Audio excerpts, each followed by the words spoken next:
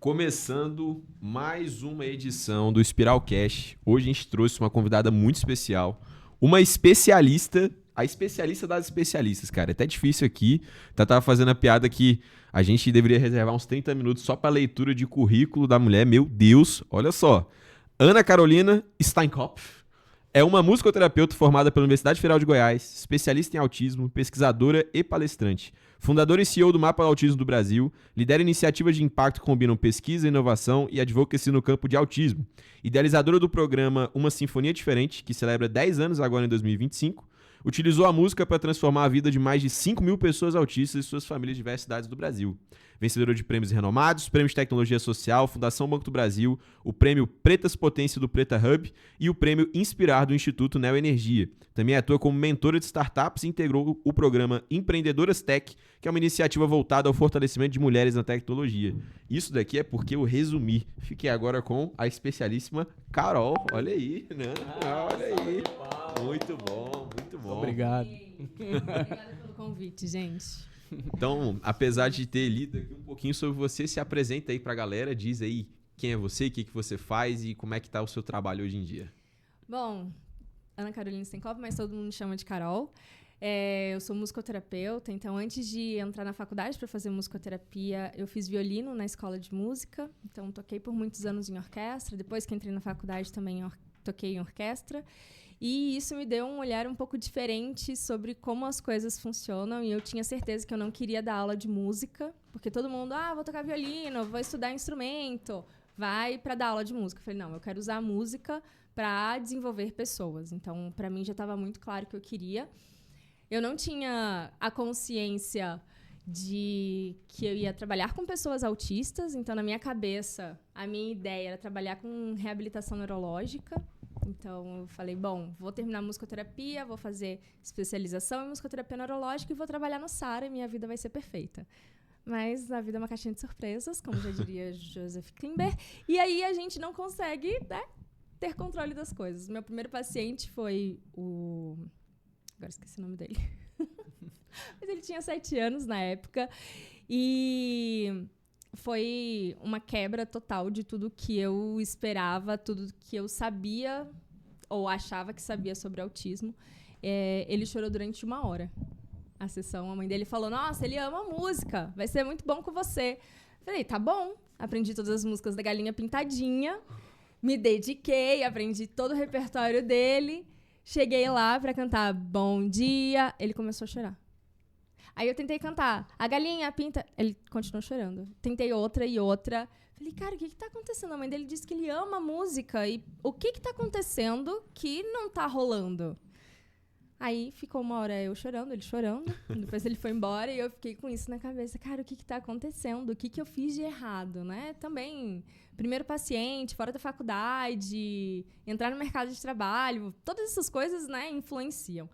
E aí que eu comecei a entender que eu precisava estudar mais sobre o autismo, me aprofundar, entender mais. E eu comecei a perceber que não é apenas um diagnóstico, é uma pessoa. Existe uma pessoa antes de qualquer diagnóstico. E eu falo isso para todo mundo. Não adianta você falar o autista, é a pessoa autista, né? É a pessoa neurodivergente. Porque quando você fala pessoa, você traz toda a subjetividade daquela pessoa. O meu paciente, ele gostava de brincar de carrinho, e na primeira sessão eu não brinquei de carrinho. Como que eu vou fazer o vínculo com ele sem brincar de carrinho? É importante construir esse rapport também com a criança, principalmente, porque ela está entrando em contato contigo pela primeira vez, né? Pela primeira vez. Então, imagina, primeira vez numa sala com uma menina com violão, cantando Galinha Pintadinha, não sei o que é isso, é muito novo. Mas se eu tivesse brincado de carrinho com ele, a coisa seria outra. Depois eu perguntei para a mãe dele como que ela... brincava junto com ele, ela me disse, e a gente começou a brincar de carrinho. E aí tu acessou mais essa criança? Muito mais, é isso. O vínculo lhe precede a técnica. Não adianta você ser técnico, você ter milhões de PhD se você não sabe fazer um bom vínculo.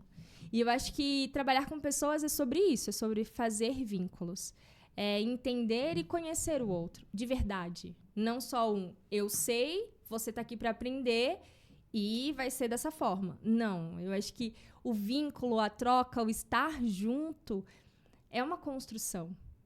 E depois disso vem a técnica. Até porque isso favorece também o teu próprio processo de aprendizagem enquanto musicoterapeuta, né? Ou terapeuta, porque isso é o princípio da psicologia também, né? Quando a gente vai atender alguém, você só consegue atender alguém de uma forma eficaz se a pessoa quiser estar ali contigo naquele processo, né? Então, assim, não adianta falar, não, senta, me fala da tua vida aí, não tô afim, não interessa, né? Fala. Então, criar esse vínculo ainda mais com uma criança, que ela tem, às vezes, uma dificuldade de verbalização, né? Uma dificuldade de olho no olho, né? De afeto, etc. Você tem algumas travas ali dentro desse processo.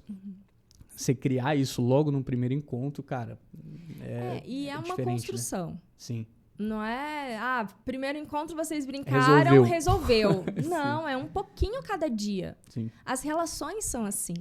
Você não chega logo, vou ficar com uma pessoa, eu chego lá e fico com ela. Não, é uma construção. Você olha pra pessoa, ou troca uma mensagem, ou fala sobre música na fila, sei lá, pra entrar na balada. Então, você constrói uma relação. Não é só chegar e principalmente quando é criança, né? Quando é criança, acha que ela não tem vontade, ou não tem as necessidades, ou subjetividade. Então, você entra, você senta, você vai fazer o que eu tô mandando. E não é assim. É uma construção, é dia após dia. Pode estar numa construção super bem, vai chegar um dia que ele não dormiu bem, ou que não comeu, ou que tá com febre. Alguma coisa aconteceu e que ele não vai responder da mesma forma que foi semana passada. E aí a gente precisa ter muita flexibilidade para entender que tá tudo bem. Ele não vai fazer do jeito que fez semana passada, mas quais são as outras maneiras da gente chegar ao objetivo que a gente tem na sessão de hoje?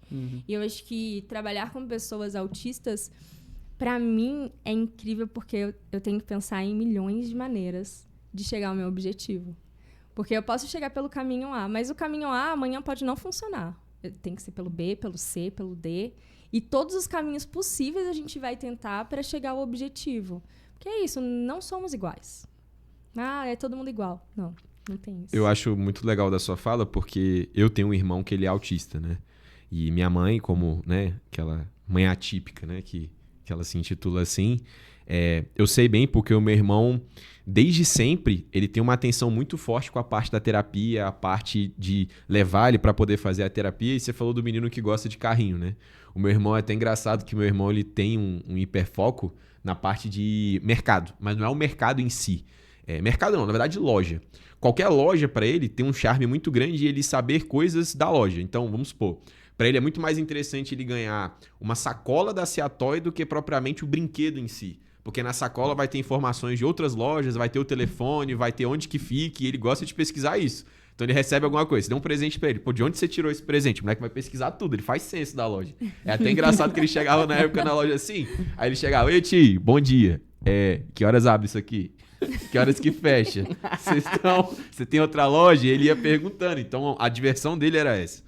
E muito do acesso, do diálogo com ele, era também, às vezes, respeitar essas vontades dele de, às vezes, querer levar ele numa loja que ele queria ir, às vezes, tipo, conversar, Rafinha, se a gente puder, Rafael é o nome dele, se a gente puder fazer isso aqui hoje, você fizer isso, a gente vai lá na loja que você quer e criar uma negociação com as vontades dele. Mas que nem você falou, tem dias e tem semanas que minha mãe até fala, pô, o Rafael, ele não tá muito afim hoje de ir pra terapia. Ou hoje ele tá num dia que realmente ele tá mais estressado e não tá muito receptivo a essa ideia. E a gente é assim, né? Como você falou, a gente é assim. Tem dia que, cara, a última coisa que você queria é trabalhar. E às vezes você vai ter um dia ali que você não vai trabalhar tão bem, porque a gente é humano, né? A gente é uma pessoa, como você disse. Sim. E a gente vai ter altos e baixos. Vai ter dia que a gente vai estar super empolgado e super criativo. Vai ter dia que não. A mesma coisa com pessoas neurodivergentes. Porque são pessoas.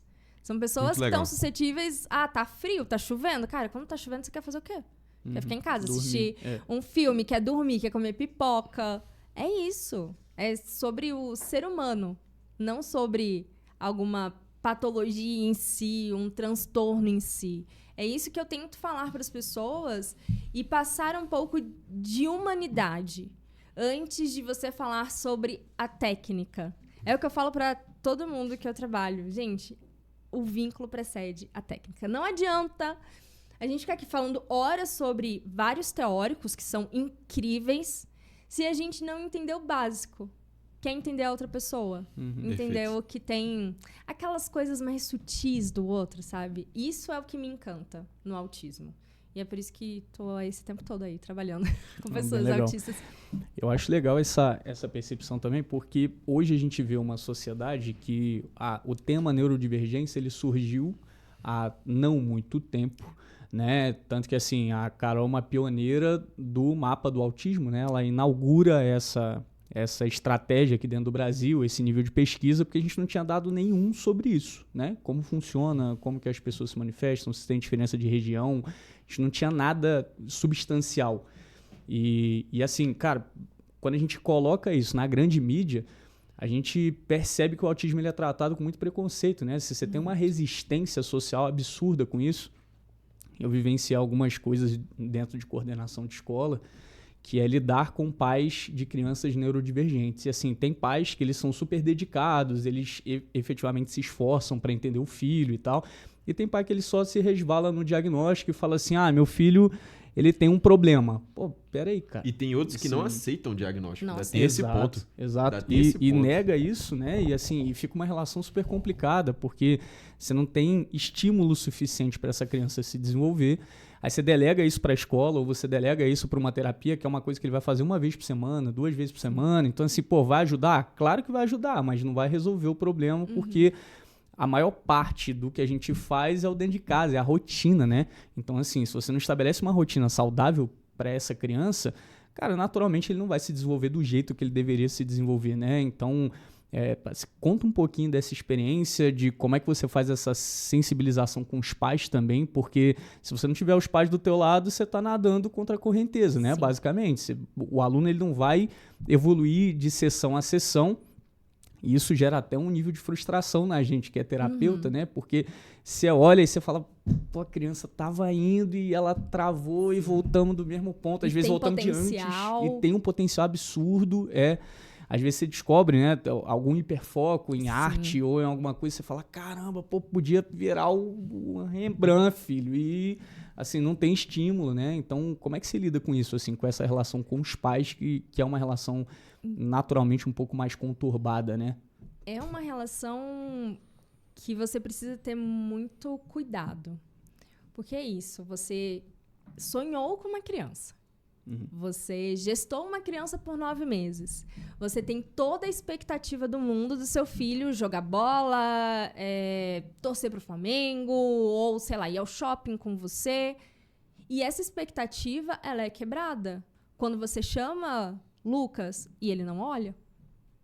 Então, para os pais é muito frustrante. A gente cresceu numa sociedade que não fala sobre diversidade. Sim. A gente não foi criado assim. E querer que os pais aceitem de uma hora para outra é você quase pedir o impossível. As mães aceitam muito mais fácil. Claro, existe a resistência, existe o sonho, existe várias coisas. A expectativa, né? Que ela botou. Mas os pais, eu sinto uma resistência muito maior. Então, depois, no começo, quando eu comecei a trabalhar, eu sempre falava, nossa, os pais não querem, não vai, não sei o quê. Depois eu sentei para tomar um café com uma mãe. E ela me contando, Carol, o meu sonho era que meu filho estudasse inglês. E ele não fala. E eu tenho que desconstruir esse sonho, porque ela é filha de diplomata. Então, eu tenho que desconstruir esse sonho primeiro dentro de mim. Para depois eu entender que pode ser que ele dê conta lá no futuro, mas agora o que ele precisa é que eu ensine ele a pedir água. Então, quando trabalha com pessoas autistas, com crianças principalmente, você não trabalha só a criança, é a família toda. E mudou muito a minha forma de olhar quando eu conversei com essa mãe, e depois eu converso com todas as mães que eu trabalho, para entender esse ponto de vista. Porque a gente sempre fica, nossa, eu já pedi para fazer isso em casa e não faz, o negócio não anda, não sei o quê. Mas eu sempre falo para os pais, se vocês não estiverem junto comigo, não tem o que eu fazer. Eu não vou poder fazer nada. Eu posso trabalhar aqui durante 1 hora. É isso. Se você não cantar com seu filho no carro, não vai adiantar. Se você não olhar para o espelho e mostrar a língua para ele te imitar, não vai adiantar. Então, quando eu converso com os pais, eles querem vir fazer terapia comigo ou querem entrar na sinfonia, eu faço 2 perguntas. Qual é o potencial do seu filho? E a resposta da maioria é, meu filho é autista. Ninguém pensa... Não é um potencial, né? É uma sentença, é uma basicamente. Sentença. Você fala, cara, peraí. Aí eu pergunto, o seu filho não faz nada muito bem? Tipo, absolutamente nada. Ele não corre, ele não come, ou ele não esconde as coisas, ou enfileira as coisas. A gente precisa ver potencial no que as pessoas normalmente veem como uma dificuldade. Quando chega pra mim uma criança que enfileira as coisas, eu falo, nossa, essa pessoa é muito organizada. Se usar isso da maneira correta, olha o potencial que essa criança tem de trabalhar, sei lá, organizando arquivos, enfim, dá pra gente trabalhar de várias maneiras. Mas para muitas pessoas aquilo é um comportamento autista e que tem que ser tirado. Interessante essa visão. Existe a possibilidade da gente trabalhar a flexibilidade, porque é isso. Você não vai enfileirar sapato em todos os lugares, porque isso não é uma habilidade social. Também. Não é adequado. Mas se eu usar essa habilidade no lugar certo, pronto, bingo. Essa pessoa vai sair muito bem. E é isso que eu vejo uma dificuldade muito grande. E não é romantizar, mas é olhar para o que é potencialidade, as pessoas olham como uma dificuldade. Mas ele não fala. Mas ele não. Eu falei, mas o que ele faz bem? Isso é uma coisa que me irrita muito quando eu vou falar sobre autismo. Ah, mas não. Olha quantos nãos a gente já tem na vida. Por que a gente não vai olhar para um sim? Botar a criança numa caixinha, né, de limitações, assim. Não, meu filho não faz isso, meu filho não faz aquilo, não faz aquilo. Não, cara, mas peraí, pô. Não é possível. Sim. Então, assim, você tá criando teu filho pra quê? Pra quê? Pra que ele seja dependente de você o resto da vida? Ou que passe o resto da vida trabalhando só um não. Exato. Foi o que eu falei pra minha mãe, assim, eu tive uma infância e adolescência na escola muito difícil. Todo mundo fala, nossa, ela é super... Não, pra mim foi péssimo. Porque eu era péssima em matemática, física e química. Assim, péssima de quase reprovar. De ficar em recuperação todos os bimestres, porque pra mim nunca fez sentido. Os meus irmãos, nossa, eles fazem contas assim, de olho fechado. Enfim, tem uma facilidade muito grande. Mas eles não sabiam ler e interpretar texto, ou sabiam de artes, ou geografia e história, como eu sabia. Mas o que é valorizado no mundo hoje? É você saber física, química e matemática. É o processo seletivo, as provas, elas cobram isso. É isso. Né? Mas e quem não tá tão adaptado, ou que não vai tão bem nessas áreas, faz o quê? Não vai fazer nada? Eu não acredito nisso. Porque comigo não foi assim. Comigo foi muito difícil entender, porque todo mundo fala, não, ela não sabe. Cara, olha o tanto de coisa que eu sei. E que eu sabia que poderia ser valorizado. E eu vejo muito isso nos meus pacientes. Eu sempre pergunto pros pais, qual é o potencial? Você vai junto comigo ou não? Se você não for junto comigo, a gente nem começa. Eu conversei um pouco disso com a minha mãe, cara, esses tempos, porque até sobre o objetivo da educação do meu irmão. Porque é muito diferente você acompanhar uma pessoa neurodivergente numa trajetória escolar, porque você pensa sobre qual é o papel da trajetória escolar nessa pessoa. Sim. E essa significação é uma significação que ela frustra os pais, e é natural essa frustração. Eu ia até falar aqui nesse comentário de que a mãe, né, filho de diplomata, falou, eu queria que meu filho estudasse inglês. E no final das contas, eu acho que todo pai, né, toda mãe, de certa forma, você tem aquele olhar de, pô, eu queria que meu filho fosse isso. Porque você projeta os sonhos que talvez você não tenha realizado no teu filho. Nossa, total. E aí, tipo, quando o pai ele esbarra que não só o seu filho não vai conseguir seguir o sonho que você queria, mas ele tem barreiras que você não teve que enfrentar, é uma reconstrução, né? Do que é também ser pai. Porque ele vai ter que ressignificar o que ele espera da educação do filho. E conversando isso com a minha mãe, eu fiquei assim um tempo falando com ela sobre essa questão de olhar para o meu irmão e pensar que a escola tem um papel diferente, assim. E penso que no futuro, pode ser que o meu irmão ele tenha habilidades suficientes para fazer uma prova de vestibular, e ir bem no vestibular e fazer a faculdade dele. Tudo bem, só que essa realidade ela pode não acontecer também. E qual que é a vantagem desse momento escolar do meu irmão? Pô, uma das coisas mais importantes que eu vejo da escola é a socialização, é ele fazer amigos, ele comunicar. O meu irmão ele foi começar a falar com 5 anos. Assim, por vários meses, o meu irmão entrava no carro, ele ficava olhando um completo vazio e minha mãe perguntando, e aí, Rafinha, como é que foi a aula hoje? Como é que foi? E ela perguntava todos os dias, mesmo sem resposta. Ela sempre perguntou. Até que ele começou a ter essa troca com a gente. Inclusive, começou a falar até demais. Com o moleque agora, meu irmão tá bocudo. Guarudo. Não, esses dias tava lá em casa. O que eu tava procurando? Tava na casa dos meus pais, procurando não sei o quê. Eu falei, mãe, tu sabe onde tem não sei o quê? Aí meu irmão abre a gaveta e fala, serve isso aqui? Serve isso aqui pra tu? Desaforado. Caraca, meu irmão. Pô, tá bravo ele. Então, assim, tem essa questão da troca ela aumentar muito, mas uma coisa que, aí já puxando pra esse gancho escolar, porque aí é uma dúvida minha e eu acho que é uma percepção também do cara que talvez tá ouvindo a gente agora, né? Apesar da neurodivergência ela ter chegado como um assunto relativamente novo e essa aceitação, essa inclusão dos neurodivergentes vem se apresentando como uma forma legal, eu queria tentar entender de você, como especialista, uma coisa que é uma percepção de alguns. Hoje em dia na escola, o que a gente vê de comentário? Hoje em dia qualquer criança tem laudo. Qualquer criança hoje em dia tá vindo com laudo, qualquer criança hoje é autista, qualquer criança hoje tem TOD, qualquer criança hoje tem isso.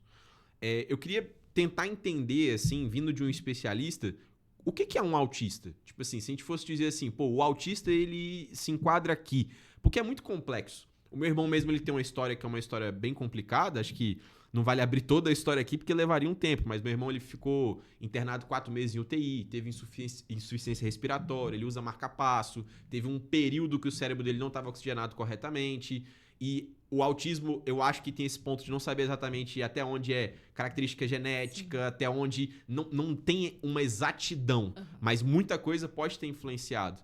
E aí é uma tentativa de eu também, como irmão, tentar entender o que é o autismo. Tipo assim, o que seria a pessoa autista, assim, vindo de um especialista? O que você diria? Então, o autismo, ele é um espectro. Não tem como a gente falar, olha, o autista, ele tem essa e essa característica. Porque pode ter essa característica de dificuldade de relações sociais, mas o quanto de dificuldade de relações sociais? O quanto de dificuldade na linguagem social, na linguagem receptiva, na linguagem expressiva? Então, o diagnóstico ele vem para colocar e saber medir dentro desse espectro onde está essa pessoa. Porque quando a gente fala uma pessoa autista, é aquela pessoa que tem dificuldade na socialização, na linguagem, tem movimentos estereotipados e algumas características muito restritas, e aí entra a questão de alimentação. Então, é uma pessoa que tem algumas limitações, mas existe um espectro. Porque ele pode ter uma hipersensibilidade auditiva e mesmo assim ser uma pessoa que consegue se comunicar e ser sociável. E isso que eu tenho visto quando as pessoas falam, agora todo mundo é autista. Porque antigamente a gente tinha um tipo de autista, que era aquela pessoa que tinha movimentos estereotipados, que não falava, que tinha comportamentos agressivos. E a sociedade chamava de doido. De doido, né? Ou retardado e deixava em casa. Hoje, marginalizava. Né? Hoje, as pessoas já estão entendendo que existe esse espectro, que existe essa variação do comportamento e da expressão do autismo e que ele sim pode estar em sociedade. Não é porque o autismo está na moda, é porque a gente está falando. Antigamente, a gente não falava sobre autismo. Eu não lembro, na escola, falar sobre autismo. Eu não lembro de ter um amigo com síndrome de Down. Eu não tinha. Eu morava no ensino fundamental, no interior de Minas, São Sebastião do Paraíso. Não tinha. Tinha a PAI, mas você ia a PAI? A PAI vinha até a escola? A gente fazia integração? Não. Então, por isso que hoje as pessoas ficam muito assustadas. Tipo, nossa, agora tudo é autismo. Pode ser que tenham diagnósticos errados, e eu acredito que está tendo muito diagnóstico errado, mas eu também acredito que a gente está falando mais sobre isso. Sim. E os pais estão em alerta. A gente tem uma geração de pais que percebem muito mais rápido. Mesmo com a negação, mesmo com a dificuldade, mesmo com o preconceito, com a exclusão, os pais têm percebido muito mais rápido. A gente tem uma ferramenta muito poderosa, né? O celular, Instagram, TikTok. Você vê o desenvolvimento de outras crianças. Você não precisa ter outros filhos, porque você acompanha o desenvolvimento de outras crianças nessas redes. Então, você começa a comparar. Poxa, não tá indo tão legal, ou isso daqui tá diferente. Vou procurar ajuda. Hoje é muito mais fácil você falar, eu vou procurar ajuda. Isso não só nas neurodivergências, mas na saúde mental também. Vou procurar ajuda. E muitas famílias têm a sorte de, né, ter médicos muito bons e encontrar pessoas muito atentas, mas a gente também tem uma leva de médicos e especialistas que falam, não, é o tempo da criança. Pai, mãe, se você ouve isso, desconfie. Porque nem sempre é o tempo da criança. Às vezes é falta de estímulo. Tem faixas de desenvolvimento que elas já são previstas ali para cada idade, né? Então, assim, cara, naturalmente você já percebe algum comportamento que ele é mais disfuncional para a idade que você está analisando, né? Naturalmente. Sim. com de 6 meses a 1 ano, a criança já começa a balbuciar. Você fala, oi, ele responde com, alguma coisa assim.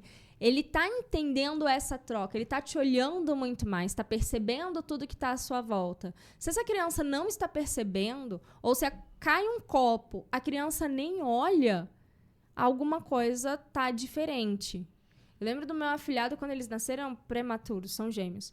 Nasceram prematuros e eu comecei a tocar para eles estimulação, porque prematuridade, né, pode trazer alguns atrasos de desenvolvimento. E com 3 meses eu tocava violão, o Lucas, ele não se mexia. Ele não olhava, não procurava. Já a Nicole, irmã dele, procurava o tempo todo. Pezinho começou a mexer, a mãozinha começou a mexer de uma forma diferente. Então, muito cedo, a gente começou a intervenção com ele, intervenção precoce. Então, ele teve uma grande dificuldade na linguagem, mas hoje ele consegue se comunicar. Vai para a escola sozinho, se vira, tem 5 anos, mas é porque teve um olhar atento. Eu sei que nem todas as famílias conseguem ter isso, mas é importante perceber, tipo, não sei se é bem assim. Poxa, 2 anos não consegue pedir água? Será? Vou procurar ajuda. Aí tem um vizinho, né, que fala, não, coisa de criança. Porque o meu avô falou com 10 anos.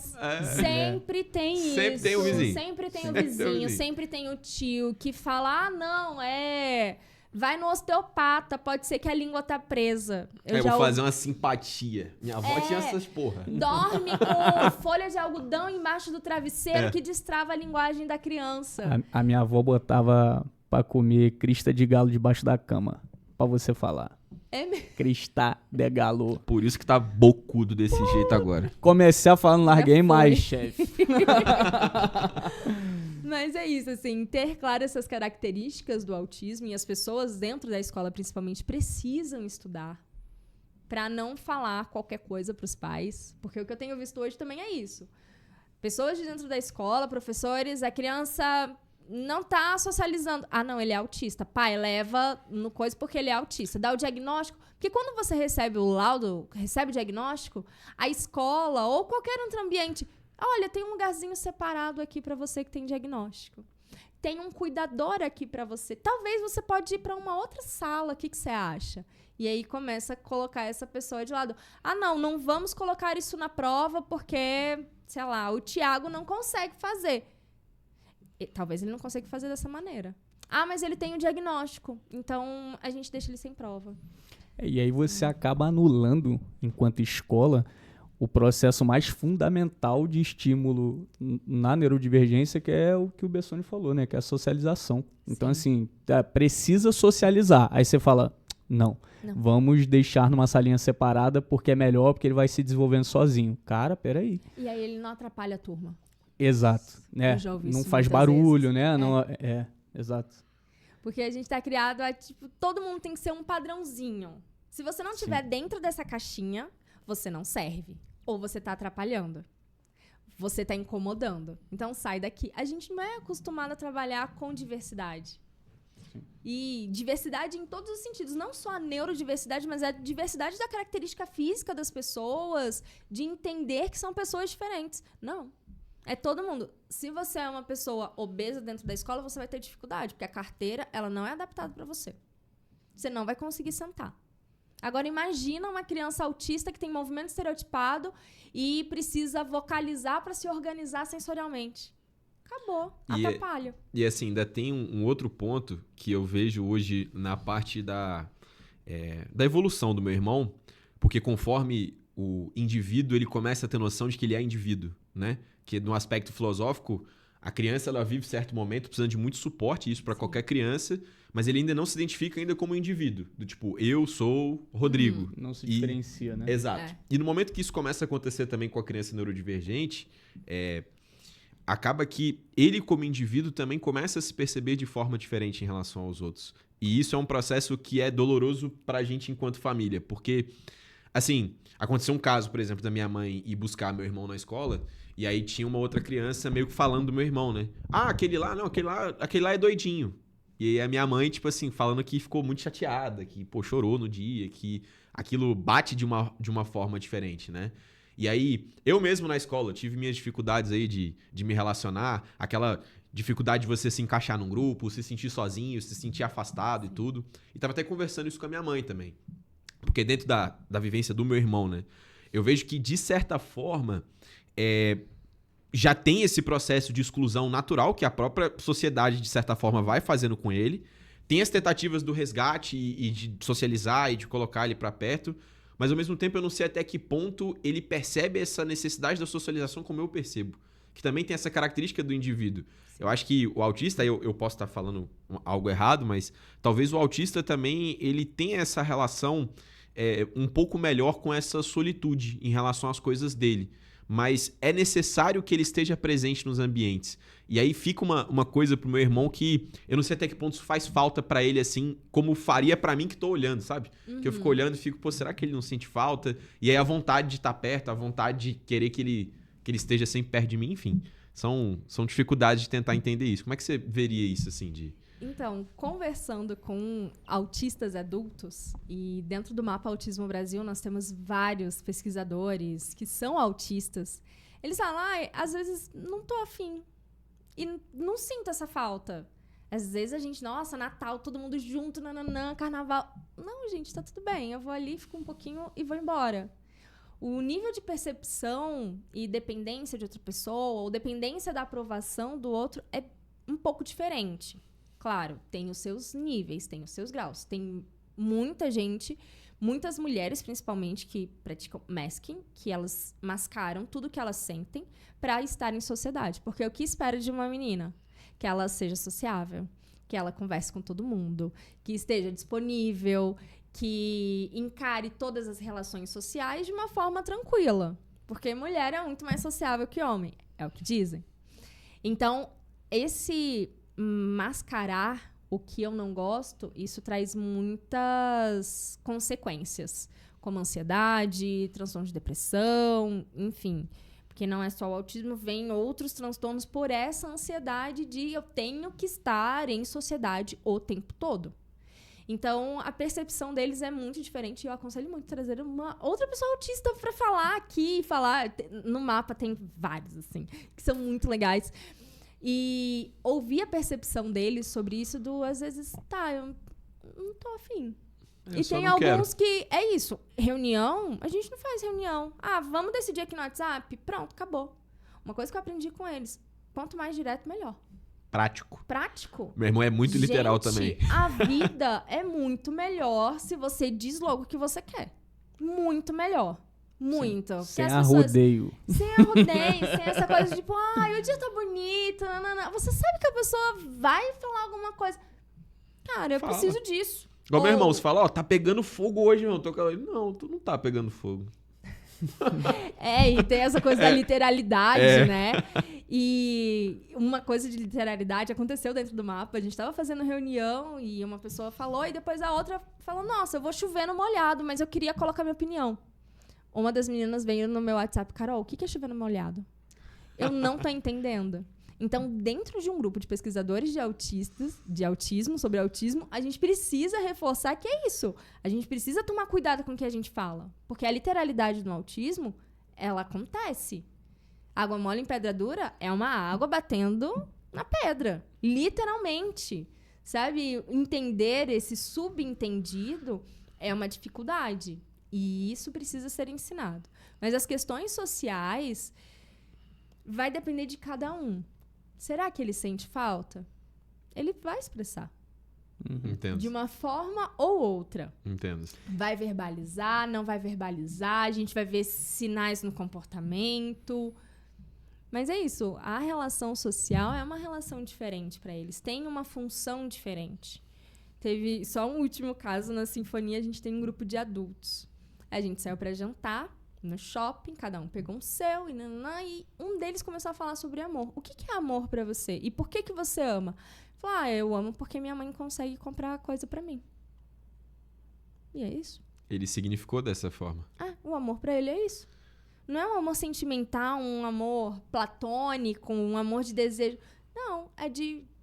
as pessoas podem utilidade, utilidade, né? Não, mas de utilidade, um amor de utilidade. Para ele isso faz sentido. E para a natureza, de certa forma, faz também. Isso faz sentido. Então, e é muito mais direto. Eu sou cada vez mais apaixonada por essa área. E ter uma equipe de neurodivergência, para mim, é muito bom, porque as reuniões são muito objetivas. Não tem aquelas reuniões corporativas de 3 horas. Não. É uma reunião muito objetiva. Dois slides. E vem carregado de muitas coisas, de muitas vivências. Sim, que é uma das coisas que eu acho mais bonito dentro do autismo, principalmente os autistas adolescentes, adultos, que começam a trazer as suas perspectivas de mundo. Do indivíduo, do eu sou quem eu sou. Na Sinfonia, a gente também teve uma menina, primeira edição da Sinfonia, em 2015. Ela perguntou para os pais, eu sou autista?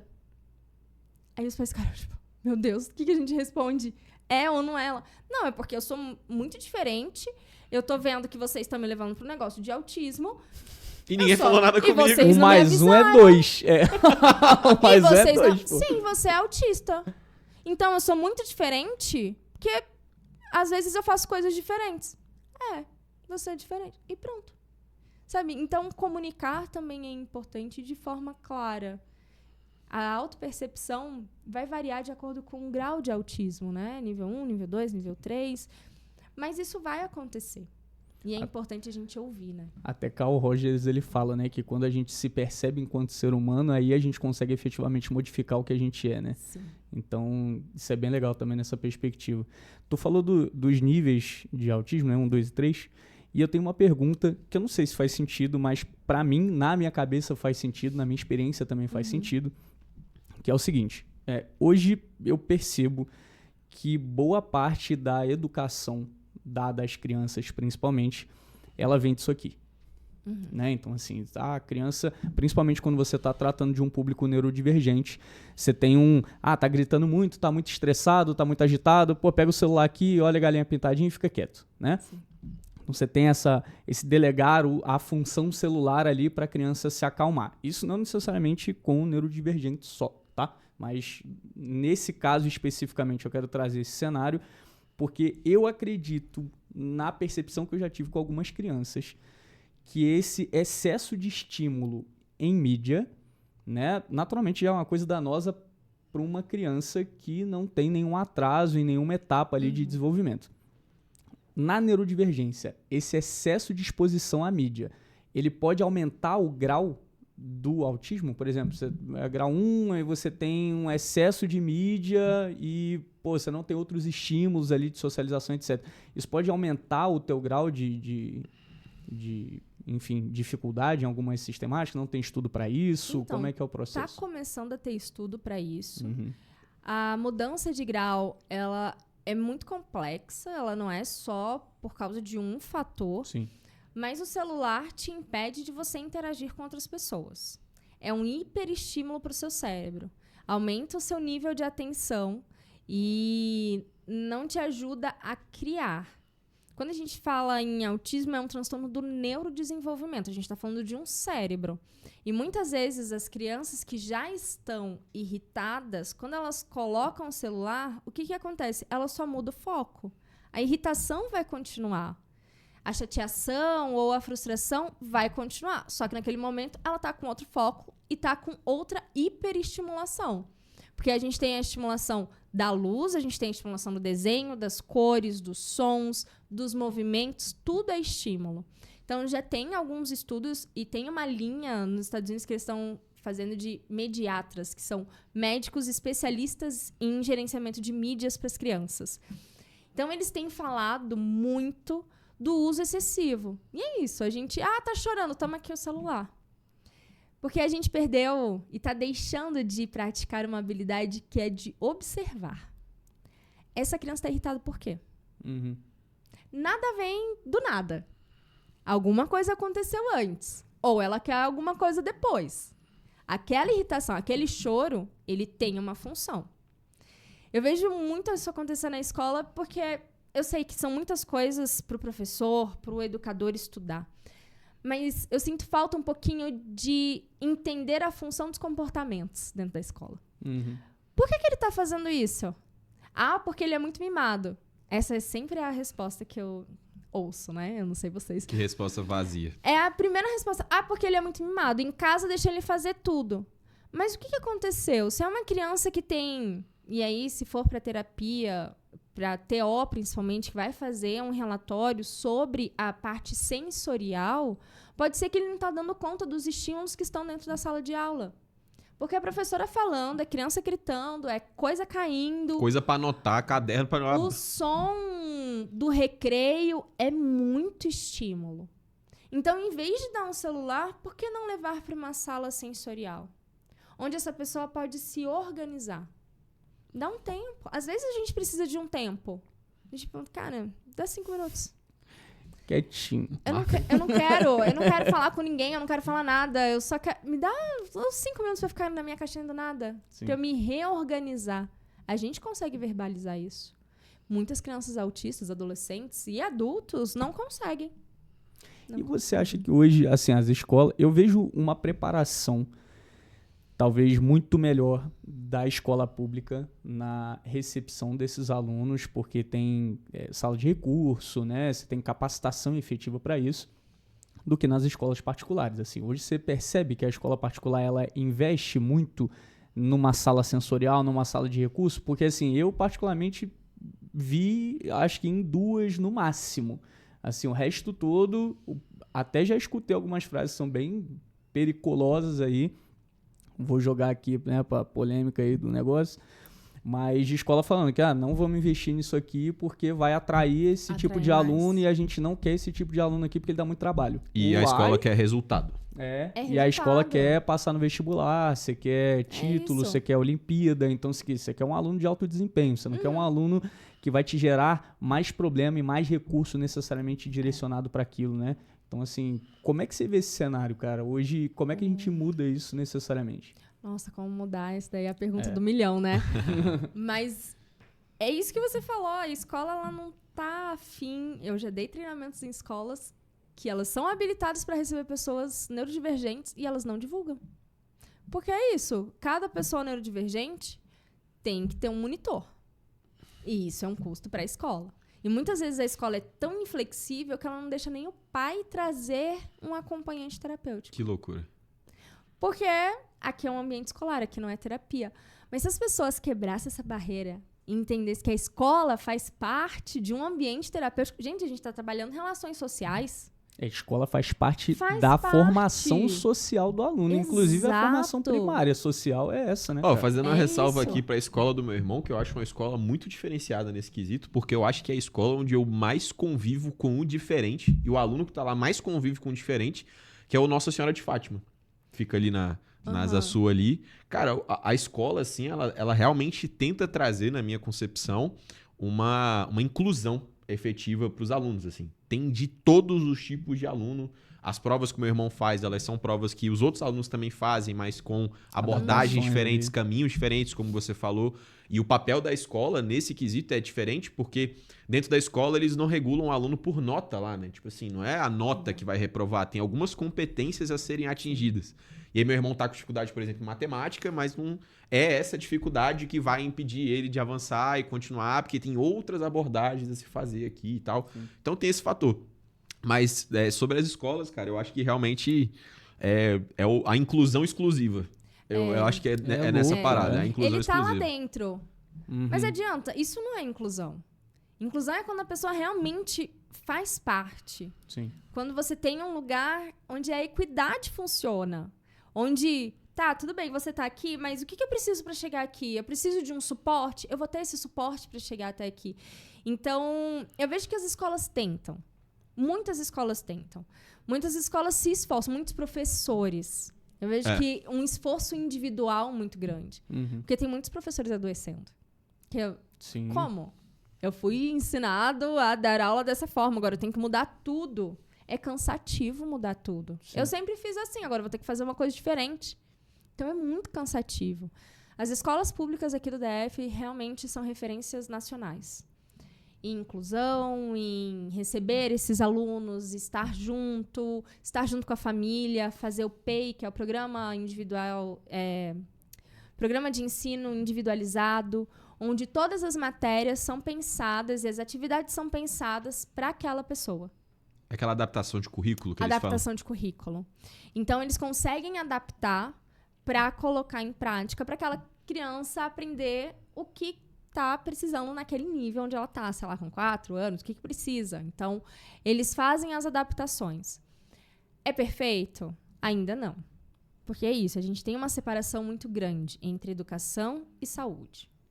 Na hora que a gente quebrar essa barreira e a educação entrar na saúde e a saúde entrar na educação, a gente vai ter um alinhamento maravilhoso, que é o que acontece nos Estados Unidos. As escolas americanas que incluem crianças com neurodivergência também têm terapeutas dentro da escola. Incrível.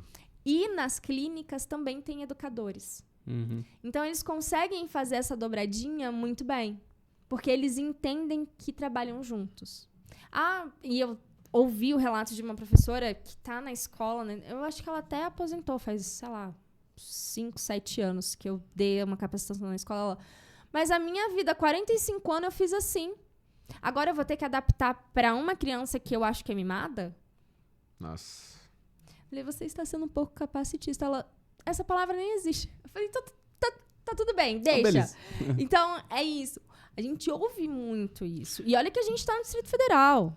Que loucura. Se a gente for mais para dentro do Brasil... Não, o bicho pega. E assim, cara, não é... A gente não tá tentando culpabilizar ninguém aqui. A culpa não é do pai, a culpa não é da escola, não é do professor, não é nada disso. Mas é um conjunto de fatores. E que se você entende a responsabilidade ela é compartilhada, porque Sim. é uma responsabilidade social, efetivamente, de colocar essas pessoas em funcionamento pleno dentro de uma sociedade, senão você só está marginalizando, você só está jogando para escanteio, você começa a pensar que o teu comportamento, às vezes, ele possa ser um pouquinho modificado, cara. Assim, traz uma percepção diferente, né? Eu tive um caso de um aluno que a gente acompanhou na escola. Nessa época era um dos coordenadores da escola e tal, e ele tinha uma neurodivergência num grau um pouco mais avançado, né? Era um grau 2 ali. Então tinha alguns movimentos estereotipados, ele andava, né, mais pulando na ponta do pé. A fala era muito limitada. Dentro de um processo avaliativo, ele não conseguia responder a maioria das perguntas ali, porque ele não conseguia fazer esse tipo de associação. Mas, ao mesmo tempo, a gente tentava estimulá-lo o tempo inteiro, né? Então, assim, cara, tá todo mundo fazendo um teste de Olimpíada aqui de raciocínio lógico. Cara, é muito difícil pro aluno ele conseguir responder isso da forma correta. Mas eu não gostaria de tirá-lo da sala para ele fazer um teste numa outra sala. Aí ele vai olhar e vai falar, porra, eu sou realmente diferente, eu não pertenço a esse grupo, eu não sou capaz, né? Então, a gente deixava ele dentro da sala, fazia o teste, falava, cara, se você tiver qualquer dificuldade interpretativa, chama o professor. Eu não delegava um professor para ficar com ele ali naquele momento, porque eu queria ver até onde que ele ia sozinho, até onde que ele ia experimentar dificuldade para acessar a gente. Só que a percepção da família nesse quadro era uma percepção muito deturpada do processo, do tipo, você está expondo meu filho a uma coisa que ele não dá conta. Eu falei, porra, mas se ele não tentar, ele não vai dar conta nunca. Né? Então, assim, a minha percepção é muito essa, assim, é uma percepção muito instrumental. Cara, eu vou tentar instrumentalizar essa criança o máximo possível para ela fazer as coisas que ela gosta ou outras coisas que são capacidades sociais mínimas para que você consiga conviver numa sociedade e não seja tão prejudicado, né, num processo de marginalização, que já existe, notoriamente, né? Porque, assim, se ele tem uma dificuldade de verbalização com um colega... Mesmo que ele vá para um churrasco cheio de gente, ele vai ficar num canto afastado, e não é porque a turma excluiu o aluno, é porque ele tem esse tipo de comportamento naturalmente, né? Então, assim, é um trabalho de, cara, tem que ter escola, tem que ter pai, tem que ter profissionais de multi-áreas, assim, envolvidos, né? Então, assim, trazer psicólogo, trazer enfermeiro, trazer terapeuta ocupacional, que é uma outra área que eu não vejo reconhecimento nenhum dentro do mercado, né? Assim, você tem uma função excepcional dentro do processo de desenvolvimento desses alunos, e a gente não vê TO trabalhando efetivamente dentro de escola, né? A gente vê TO quando é um professor porque ele tem uma formação em TO também. Então, já coloca aí para resolver, né? Mas você não tem um direcionamento para essas áreas, né? Então, isso acaba prejudicando bastante, né? Faz muita diferença. Trabalhar esse olhar multidisciplinar. A gente fala, nossa, estamos vivendo num mundo muito conectado. Não sei. Para quem? Não sei. Conectado para quem? Conectado com quem? Porque é isso, se o pai não percebe o quanto que é importante aquela criança estar dentro da sala de aula fazendo como os outros, ele não está entendendo o que está acontecendo. E às vezes o professor acha que, não, isso é incrível, mas a família não percebe assim, talvez a terapia não percebe assim. Então, a comunicação entre todo mundo que faz parte da vida da pessoa autista faz muita diferença. Tem até uma citação legal, que você falou da professora, eu lembrei, né? Que é: em cada encruzilhada da estrada que leva ao futuro, 1000 homens guardam o passado. Toda vez que você tenta avançar para qualquer lugar que seja, você sempre vai encontrar muita barreira de gente que tá querendo guardar aquele passado, muito. No sentido até da professora que você falou. Isso não é incomum de você encontrar. Não. O professor, não, tem que fazer adaptação de currículo, nem precisa. Esse laudo desse moleque é conversa, não sei o quê. Tipo assim, cara, você tem uma resistência com uma coisa que não era para você ter.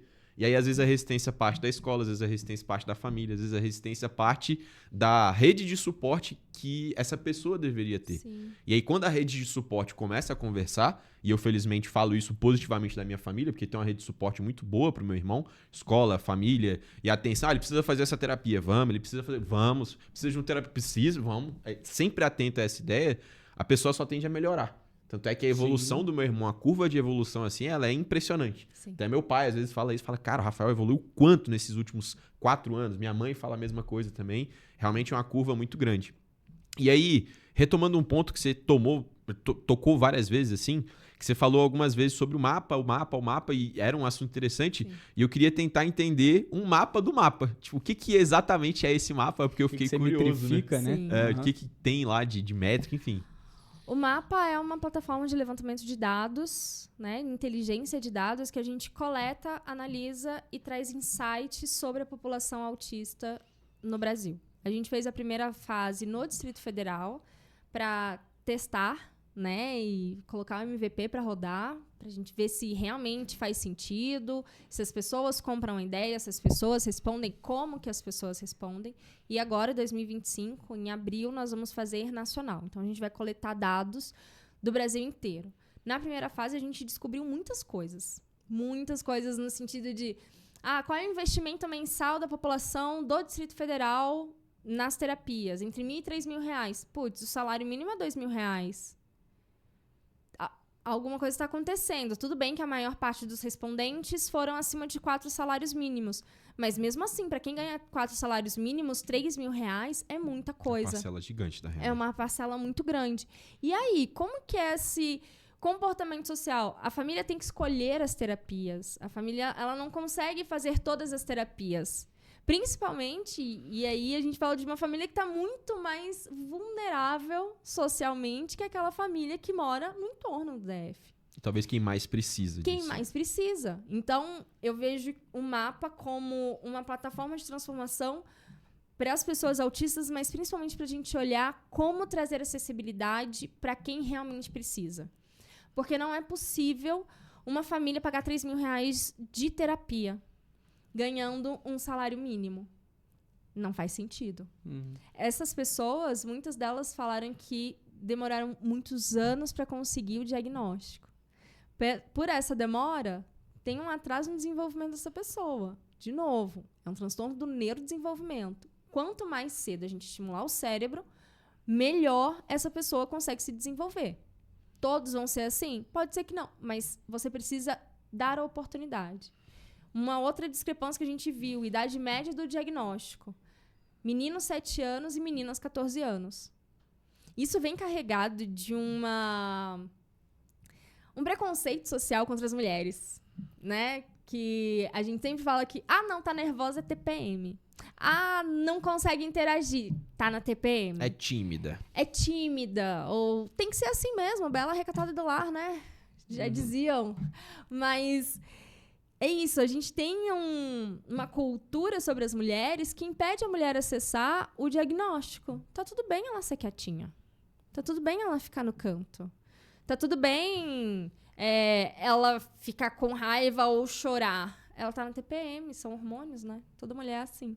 E não olha o que está além disso.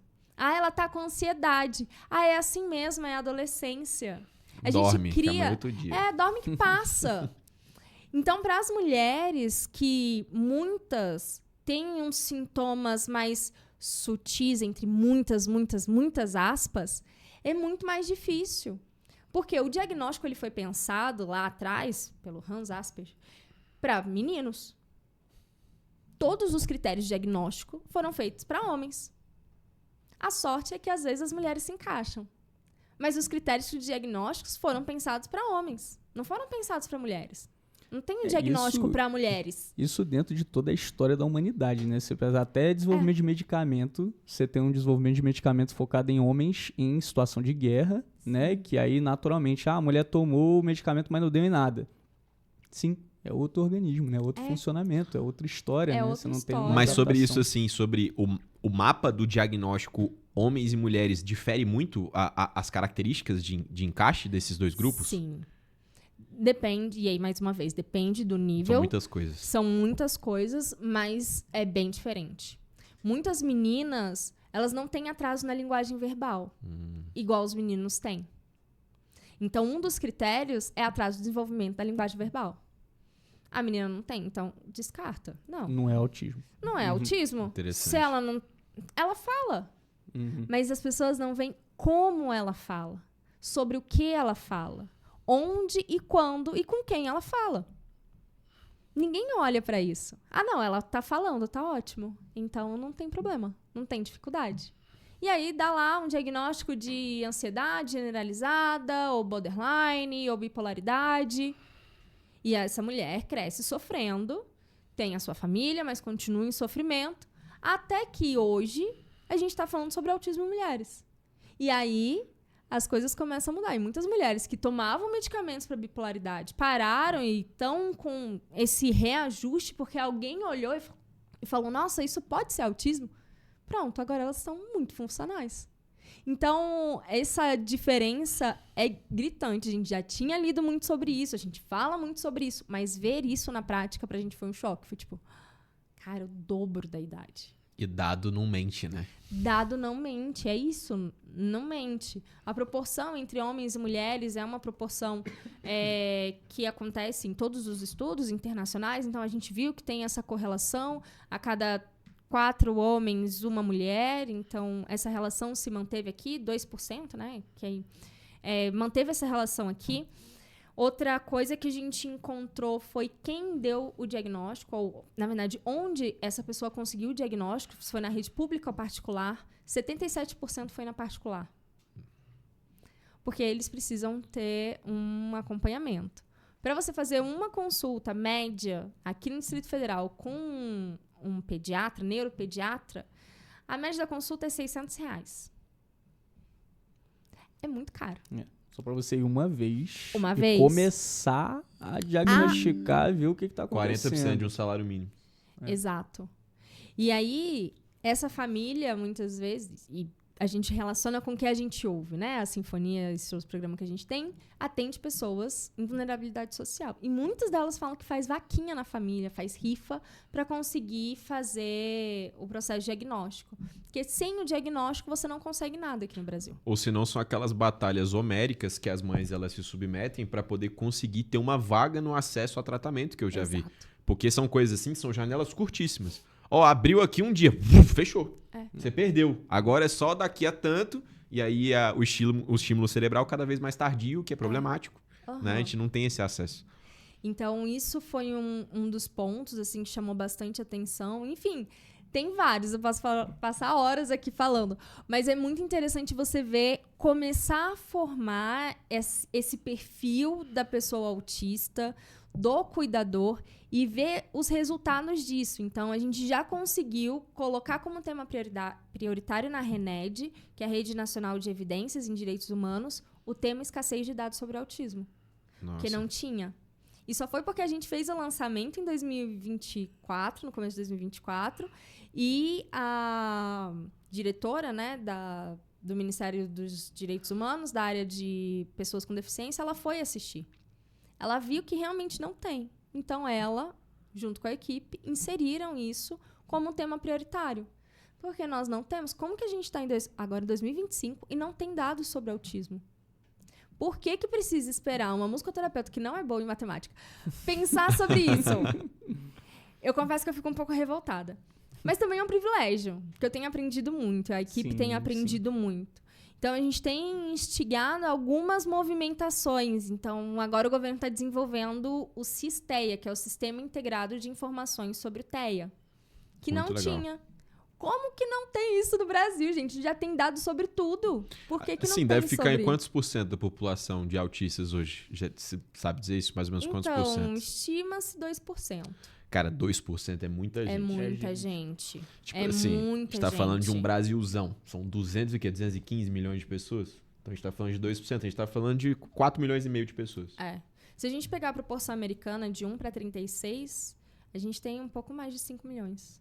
Cara, isso é muita gente. É muita gente. Mas assim, você falou da publicação do mapa, e esse mapa ele foi publicado no início de 2024. Isso. E do início de 2024 para cá, qual foi o impacto disso nacional e internacionalmente? Porque tem muitas coisas que se desdobraram desde essa publicação. Muitas. E o que tem acontecido agora? Então, uma delas foi essa, a inserção como tema prioritário, o desenvolvimento do SIS-TEA, esse Sistema Integrado de Informação sobre TEA. Muitas pessoas começaram a pesquisar sobre isso, então a nossa pesquisa foi embasamento para outras pesquisas, para outros desenvolvimentos de outras tecnologias. Então, tem uma tecnologia, uma startup, que chama TEABot. Então, é um chat do TEA que está usando os dados do MAB para trazer informações para a população que pergunta ou traz questões. Tem várias iniciativas aqui no Brasil. Internacionalmente, a gente levou os dados no Congresso INSAR, que é o maior congresso de pesquisa sobre o autismo no mundo. E lá, muitos pesquisadores falaram, a gente quer pesquisar com vocês. Que legal. Porque nós não temos dados. Nenhum outro lugar, além dos Estados Unidos, tem dados sobre autismo. Então, agora a gente montou um núcleo internacional de pesquisa. Então, esses pesquisadores acompanham de longe a pesquisa. Então, eles participam da reunião, tem relatórios em inglês. O nosso site já está em inglês para eles conseguirem entender o que a gente está fazendo, para depois a gente replicar em outros países também. Porque é isso, se você não tem dados, você fica à mercê, principalmente políticas públicas, à mercê do que as pessoas querem. Eu acho que pessoas autistas precisam disso. Precisam de um dia recreativo com pula-pula. Não, você não acha nada. O dado é esse, é isso. isso daqui. Ele precisa de terapia, ele precisa de uma escola, ele precisa de uma rede de apoio, ele precisa de diversão. Estímulo, né? Precisa de estar em sociedade. Não precisa de um dia de pula-pula. Eu vejo, nossa, vamos comemorar o dia do autismo. Uma grana em pula-pula, em pipoca, isso e aquilo. Cara, pega essa grana, vamos investir de forma assertiva. Sim. E até o comentário da minha mãe, né, no dia do autismo, que meio que tem um setor do shopping pra você deixar o seu filho brincando. Aí minha mãe, cara, é até um processo meio exclusivo, né? Do tipo, aquele olhar, né, da pessoa preconceituosa. Ah lá, todo mundo que tá ali brincando ali é doidinho. Ah lá, os meninos doidinhos brincando, sabe? Segrega novamente, né? Segrega de novo, por uma coisa que não é efetiva. Né? E aí, o mapa, a ideia dele é pensar nessas estratégias de forma assertiva. Se no seu shopping vão tantas pessoas autistas, ou aqui nessa região tem tantas pessoas autistas, vamos fazer uma campanha de conscientização. Vamos, igual a gente faz aqui no Brasília Shopping, que são grandes parceiros. A rede de shopping do Paulo Otávio assim, é muito parceira. E eles capacitam, assim, a cada 6 meses, a equipe deles. Incrível. De limpeza, de recepção, Incrível. brigada, segurança, todo mundo. Eles não anunciam, porque eles falam, cara, a gente não precisa anunciar, isso precisa acontecer na prática. Isso faz parte da sociedade. Então tem Natal inclusive, eles abrem o shopping 1 hora mais cedo, que não tem muito estímulo. Porque Natal é aquela loucura. Então, se eu abro 9 horas, a família consegue vir tirar foto com o Papai Noel. E o Papai Noel já tem um treinamento, a gente oferece treinamento para o Papai Noel e para a equipe, para eles entenderem como que é o comportamento das pessoas autistas. Que incrível. Então, ano passado, a gente fez em Taguatinga Shopping, acho que foi. E uma mãe levou o filho de 17 anos, que ele nunca tinha tirado foto com o Papai Noel. Pra gente pode ser, ai, gente, que brega, foto com Papai Noel. É muito importante. Não, porque é um marco social. Essas pequenas vitórias de mães atípicas são coisas que só quem tá imerso nisso consegue entender. Consegue entender e consegue sentir a emoção. Sim. Ele ficou rodando 1 hora até ele conseguir chegar pertinho. E o Papai Noel foi paciente. Na hora que ele chegou pertinho, o Papai Noel parou a fila e ficou do lado dele. E tirou a foto. Não encostou, não abraçou, nada. Mas para aquela família, aquele foi um momento único. Então, as estratégias, os dados levantados para o MAB, eles precisam, e a gente vai trabalhar muito para transformar isso em resultado prático. Sim, plano de ação e execução, né? E execução prático, para que as pessoas vejam que o autismo não é uma coisa de outro mundo. Tá aqui, e a gente pode fazer coisas diferentes. Por que que sempre tem que ser assim? Uma coisa que me incomoda muito, as pessoas, sempre foi assim. Aí não dá pra mudar. Por que que sempre foi assim? Quem foi que disse que foi sempre assim? Sim. Não gosto disso. Vamos mudar. Vai estudar. Mas o mapa, ele é pra... Tipo, ele não é pra acesso do público geral. Ou ele é pra acesso do público geral. Então a mãe que tá assistindo a gente, o pai que tá assistindo a gente... Pode entrar, www.mapautismobrasil.com.br e lá vocês vão ter todos os dados que nós coletamos em 2023 e o relatório descritivo desses dados, que é só do Distrito Federal, mas já dá para ter uma ideia do que vai vir agora em 2025. Então, vou pedir ajuda de vocês também para a gente divulgar depois, quando tiver o link pronto. Porque nós precisamos desse dado, porque esses são dados que geram políticas públicas, que geram ações efetivas, não só deixa eu fazer uma coisa aqui para dizer que eu fiz. Não, que geram centros especializados em autismo. Brasília não tem um centro especializado em autismo. A gente tem o Centro Especial 1, que eu acho que é o que tem aqui, que ele engloba várias neurodivergências específicas. Que é uma escola. E né, os graus que eles são um pouquinho mais elevados, eles geralmente ficam lá no Centro Especial 1. Só que não tem o centro especializado para os autistas mesmo, não tem. Para ter esse ciclo de terapia, educação, todo mundo junto, para ser um centro onde os pais vão lá e são capacitados para continuar as atividades em casa, que seja acessível para a população que realmente precisa. E que tenha o número de vagas de acordo com a demanda da população. Exato. Porque a demanda da população é muito mais alta do que a quantidade de vagas. Sim. É tipo assim, eu vi isso na prática, né? Os pais se degladiando por vagas. Meu irmão mesmo, ele fez uma terapia um tempo, foi a ecoterapia. Que tinha interação com os cavalos e dá comida pro cavalo. Inclusive faz lá no RCG, que é o Regimento de Cavalaria e Guarda, né? Ali do Exército. E também tem um outro que fica, se eu não me engano, na Granja. Mas assim, eram pouquíssimas vagas, muita gente querendo e acabou. E o estímulo que tinha na ecoterapia, que era um estímulo muito importante, era o estímulo motor. Dele se manter ali no cavalo e ter aquele estímulo motor, de ter que pegar alguma coisa enquanto o cavalo está em movimento. E isso, assim, criava um senso, né, um estímulo necessário para ele muito importante. E a família que perde, mais uma vez, essa oportunidade, você perde uma janela. Sim. E isso que é o mais cruel do tratamento da neurodivergência, né? São as janelas que elas vão se fechando e você não conseguiu tratar. E aí tem o mais cruel ainda, que é a falta do dinheiro. Eu não consegui porque eu não consigo pagar. É porque eu não consigo pegar ônibus. Se tem uma coisa que me mata na Sinfonia, que a gente atende uma população que mora muito longe, que pegam 3 ônibus. Tia Carol, a gente não vai conseguir hoje porque não tem dinheiro pro ônibus. Mesmo tendo a carteirinha, às vezes perde a carteirinha, tá na troca. Não tenho. Eu falo, me dá sua conta, deixa eu fazer um pix, vocês vêm. Porque para essa família é a única terapia. Sim. Antigamente, quando eu criei a Sinfonia, eu pensei, para a criança participar da Sinfonia, ela já precisa estar em terapia. O público que veio são pessoas que não têm o mínimo de terapia. Então, a Sinfonia foi desenvolvida para acolher pessoas que ali é o único lugar de terapia. É o único lugar onde a pessoa vai ter uma instrução, onde a mãe vai ter uma instrução. Muitas mães não sabem ler. Sabe pegar um ônibus, sabe vir, mas elas não sabem ler. Aí a política pública vai chegar nessa pessoa? Não chega. Que ela não consegue. Porque hoje em dia, você tem que se cadastrar num site, ver o dia que abre, o horário. Cara, a mãe não tem ideia do que é isso, velho. Exato. Hoje, agora, mais recente, né? Uns 5 anos pra cá, as mães já têm tido mais acesso. Ou uma avisa pro grupo de mães isso é muito da comum. Comunidade. Isso é muito Sempre comum. tem isso. Tem um grupo de mães que vem lá do Sol Nascente. E uma tem o contato e passa pras outras. Então, uma faz inscrição das 5. Mas é isso, nem todos têm acesso. E isso me parte o coração, porque eu quero atender muito mais. Eu lembro que em 2015, quando a gente começou, tinha, sei lá, 60 inscritos e tinham 20 vagas. Depois disso, a gente cresceu, parecendo fantástico, isso e aquilo. Pronto, bombou. E aí, o que eu faço com essas pessoas que eu não consigo atender? Em 2017, a gente tinha 35 vagas, 600 inscritos.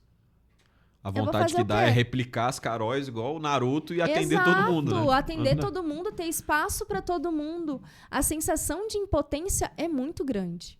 Muito. Você sentar com uma família e ouvir que ali é o único lugar de terapia, e aí a gente oferece a terapia para a criança e a terapia para os pais, de acompanhamento psicológico. Legal. Que aí dá as instruções para a família, olha, você pode fazer isso com seu filho, vamos fazer uma análise do que está acontecendo, como que a gente pode ajudar, temos muitos voluntários.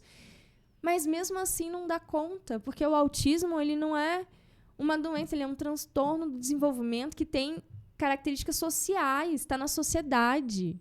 Não é isolado, eu tenho uma gripe, eu fico em casa, eu tomo chá, eu tomo remédio, vai passar. Não, o autismo ele é um fenômeno social. É de pegar ônibus, o motorista mandar descer porque a criança está tendo estereotipia, fazendo estereotipia. Que absurdo. E incomodando as pessoas, sabe? Então, muito do trabalho do MAPA é para isso também. Entendo. Para a gente pressionar políticas públicas e trabalhar para que isso... Eu sei que nunca vai ter um número de vagas com um número de pessoas autistas, mas que a maior parte da população que precisa tem o mínimo. Porque é o mínimo de dignidade que a gente pode dar para uma família.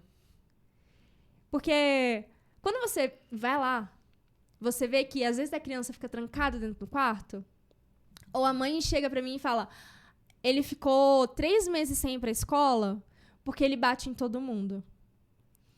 Você fala, cara, como uma criança fica 3 meses sem ir para a escola? Uma fase tão crucial, né? Sim, a gente teve uma criança de 9 anos.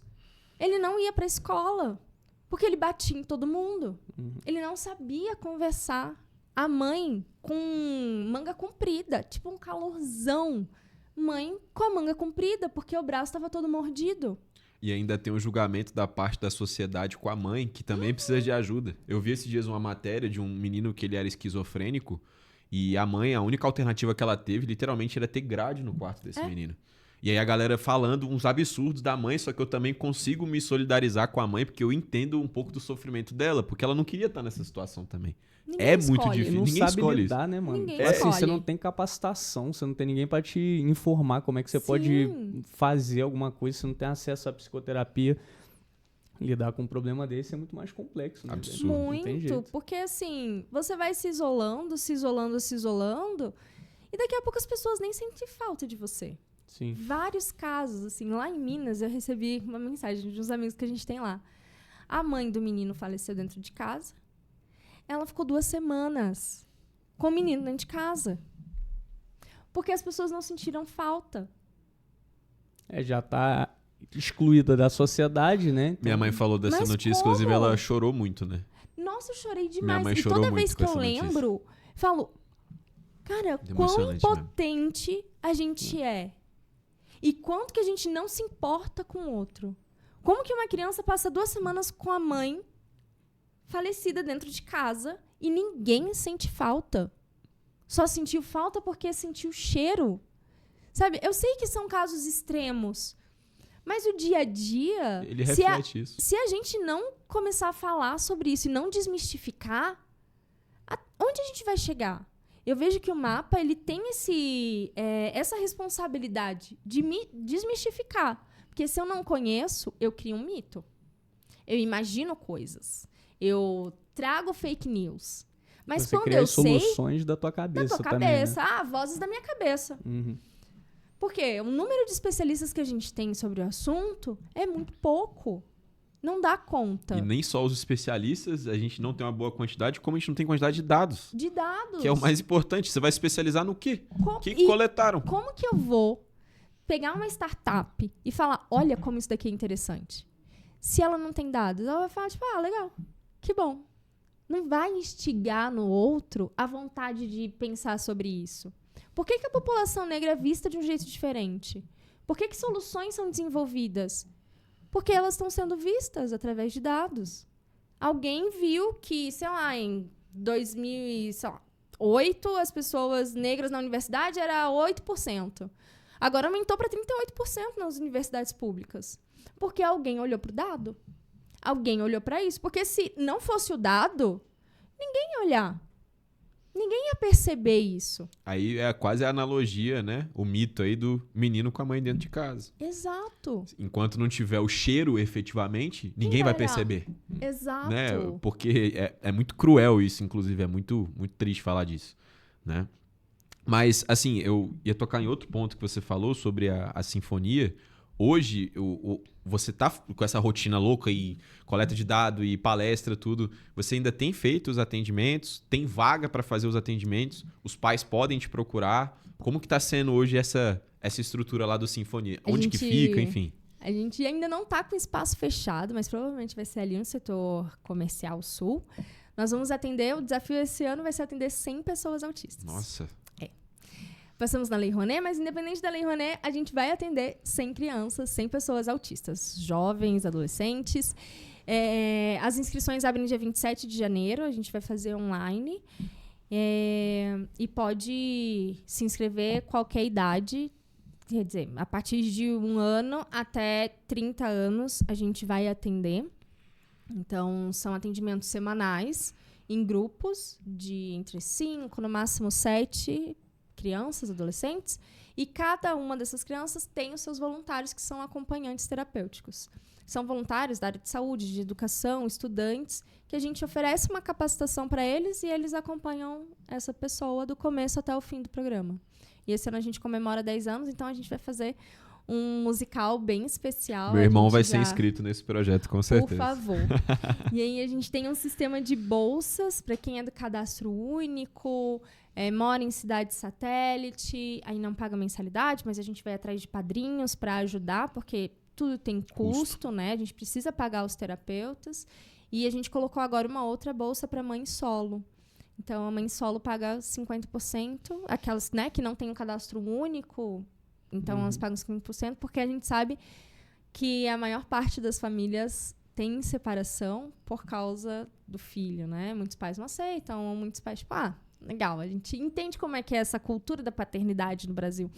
Então, muitos pais se divorciam. E as mães... seletiva, né? Que a gente tem aqui. Se tá bom, tá tudo certo. Tá tudo né? certo. Se não, tchau, eu vou ali fazer outros filhos. Mas a gente tá fazendo isso para as mães, para trazer cada vez mais as mães que realmente precisam de apoio. Porque o cuidado fica todo pra mãe. Né? Eu entendo que o pai, ele sai muito para trabalhar, às vezes a mãe deixa de trabalhar, e, enfim, tem... Né, organizações familiares diferentes. Né? Mas a gente sabe o quanto as mães são abandonadas, então a gente quer também ter bolsas específicas para as mães que, enfim, são solo. Porque a gente sabe que essas são as mães que precisam de uma rede. Não só essas, né? Mas também precisam mais de uma rede. Então a gente oferece esse acompanhamento psicológico em grupo. Então as crianças vêm para a sala e as mães, os pais... os responsáveis fazem terapia no mesmo momento. Porque se a gente fizesse um outro horário de terapia para os pais não vão. Eu já tentei fazer isso e não deu certo. Sim. Então, a gente faz simultâneo. A criança está na musicoterapia, o pai está em terapia. E de quantos profissionais a gente está falando que tem dentro do projeto? Você fala assim, 100 vagas, eu imagino o tamanho da logística que você está organizando, né? Então, são 15 profissionais que a gente vai ter agora e de voluntários são 120. Caraca, Legal. É muita gente. É muita gente. Mas acontece, funciona. É engraçado que Não, mesmo, né, tanta gente funciona de um jeito muito, muito legal. E eu vejo, às vezes eu nem acredito, eu falo, gente, não vai dar certo. Mas é porque é um trabalho que ele é feito com propósito, né? Isso é muito diferente. Trabalhar por um propósito, por uma causa também. Então você pensa em entregar 100%, você entrega 200%, você entrega 300%. O pessoal se doa pra isso. E se doa mesmo. Nossos voluntários, assim, os profissionais que trabalham com a gente, eles são sensacionais. Eu não sei sobre o autismo. Eu não preciso de pessoas especialistas, eu preciso de pessoas disponíveis. Porque quando as pessoas curiosas, que querem estar ali, que querem aprender, que querem construir. É que eu falo pra todo mundo, a sinfonia tá há 10 anos, mas é sempre uma construção, vai ser pra sempre beta, porque a cada sessão, a cada encontro, é uma construção. Não dá pra gente falar, tá pronto. Não tem nada pronto. E qual que é o projeto de expansão do Sinfonia? Porque eu tenho certeza que com esse mapa, com isso que tá aí no nível nacional, internacional, tudo que você tá fazendo, você não quer deixar esse projeto DF. Eu já sei que você tá pensando numa coisa grande. Qual é o projeto que você tem nos sonhos, assim, na cabeça? Cara, se fosse pra ser o meu projeto rodando, ia ser assim. Um em cada estado. Um em cada estado. Um em cada estado. A gente já tem em Porto Alegre, no Rio Grande do Sul, tem interior do Rio de Janeiro, tem São Luís do Maranhão, teve em Goiânia, teve em Fortaleza. A gente já experimentou isso, tanto é que o prêmio da Fundação do Banco do Brasil foi de tecnologia social, que é uma metodologia que é uma construção científica e também prática e que pode ser replicada. Legal. Então, a gente conseguiu replicar em outros lugares, mas o sonho... Tipo, Carol, você vai morrer amanhã, qual é o seu sonho? Eu quero 27, no mínimo, sinfonias no Brasil. Legal, e cada uma cantando a sua música regional. Quando eu fui para São Luís do Maranhão, a apresentação deles, eles colocaram boi. As crianças cantando boi. Falei, é isso, entenderam? Porque as pessoas autistas, muitos falam, a pessoa autista tá fora do mundo. Não, é aqui, a cultura dela é essa, é boi. Sim. É boi que ela vai cantar. Aproxima, né, da referência. Pô, claro. Isso, faz parte de quem eu sou. Quem é de Brasília, rock. A gente fez Legião Urbana em 2019. A mãe do Renato Russo foi na apresentação e contou pros meninos quem era o Renato Russo, como foi. Então, você traz o que é seu e você pertence a um lugar. Quando a gente fala de cultura, a gente fala de pertencer. Quando a gente tem em qualquer lugar do mundo, começa o nossa, assim, você me mata, você fala, nossa, música brasileira. Mas você odeia? Porque é só essa música que os gringos conhecem. É impressionante. Mas você já se conecta, fala, conheço, brasileira, música brasileira. Então, isso te aproxima com quem você é. Então, quando a sinfonia traz elementos culturais de cada região, é isso, você aproximar e te dar a referência. Você é daqui, você é de São Luís do Maranhão, aqui a gente dança boi, aqui em Brasília, rock. E, sei lá, Rio de Janeiro vai ser samba, em cada lugar vai ser uma coisa diferente. E você tá dando pra esse menino também uma função na sociedade. Do tipo, quem eu sou. Eu sei quem eu sou, eu sei o que estou fazendo e eu sei o que estou contribuindo. E ele vira um agente cultural. Isso. Ele não é só uma pessoa autista, ele é um artista. Isso é incrível. Não é, não, tá aqui no palco. É um artista. Isso é incrível. Realmente. E eu lembro que em 2015, quando a gente saiu no Fantástico, uma das mães falaram, não, porque eu sempre subia e descia e uma vizinha não queria descer com a gente. Depois que passou a matéria do Fantástico e viu a Bia na televisão, entrou no elevador, nossa, eu vi a sua filha na televisão. Como que é isso? Quem é sua filha? Eu vejo que às vezes ela fica gritando. Gera um interesse. Mostra que não é só uma pessoa autista. Ele é um artista. Com vontades, desejos, habilidades. Sim, né? E que vai ser aplaudido.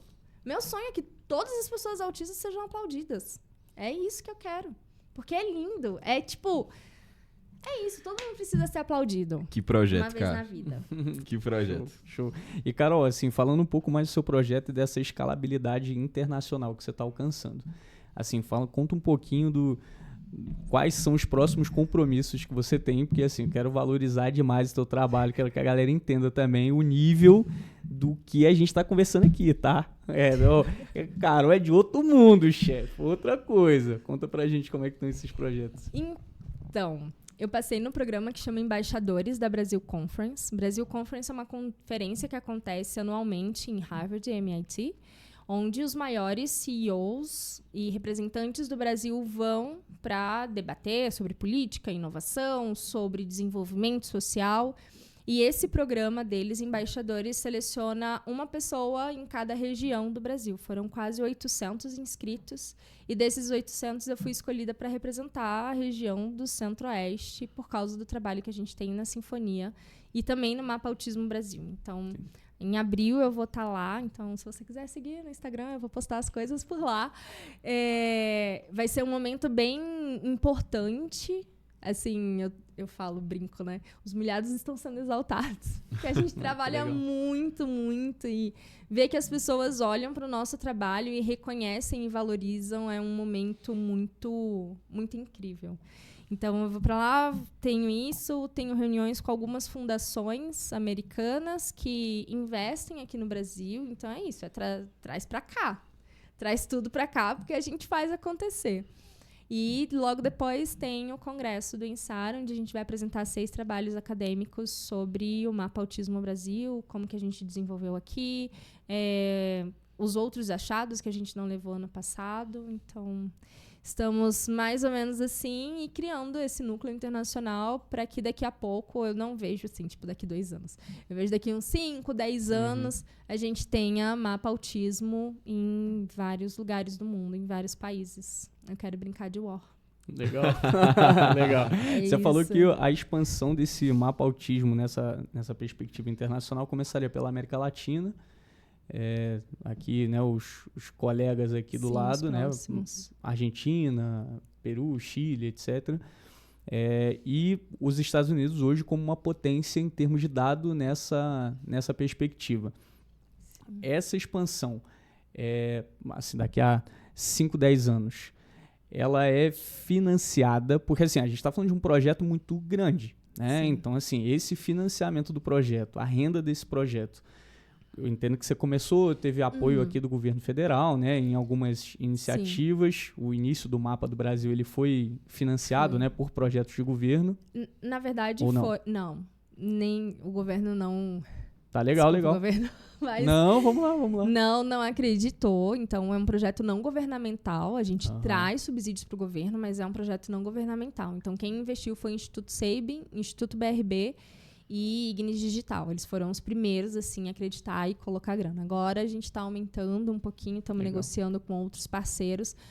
Mas é isso, é você mostrar para o governo uma deficiência dele, né? E às vezes isso não é muito legal. Como sempre, a doutora Janete do Sabin investindo em projetos incríveis. Cara, um abraço aí pra Janete. Eu falo pra ela que ela, tipo, é fada madrinha. Incrível. Porque não só de colocar investimento dentro do projeto, mas de inspirar, sabe? Ela traz humanidade nas coisas que ela faz. Humanidade e inspiração. Ver uma mulher liderando é muito inspirador. É muito inspirador. Sim. É tipo, eu também quero.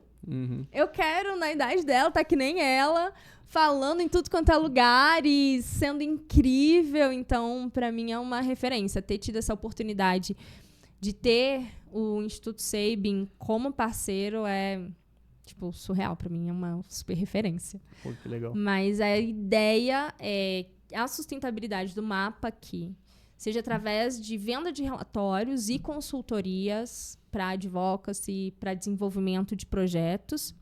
E aí, fora do país, universidades, instituições que investem em pesquisa, conseguir grandes editais, porque tem muitos editais, fora do Brasil tem muitos editais que investem em pesquisa, assim, de verdade.